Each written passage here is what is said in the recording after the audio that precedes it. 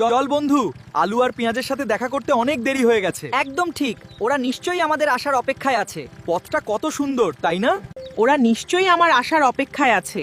পেজের সাথে দেখা হলো, আমরা বসে চা আর বিস্কুট খাবো আর তারপর একসাথে মাছ ধরতে যাব। চলো দেখি আজ বড় কোনো মাছ ধরা যায় কিনা। একদম ঠিক বলেছো, নদীর পাড়ে বসে মাছ ধরার মজাই আলাদা।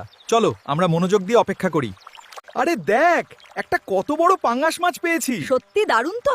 চল জলদি ঝুড়িতে ভরে ফেলি, বাড়িতে গিয়ে সবাই মিলে খুব মজা করে রান্না করা যাবে। দেখ ভাই, কত পাঙ্গাস মাছ পেয়েছি, আজ অনেক টাকা হবে। একদম ঠিক বলেছো বন্ধু, মাছগুলো তো দারুণ। চল বাজারে এগুলো 500 টাকায় বিক্রি করে বন্ধুদের সাথে মজা করব।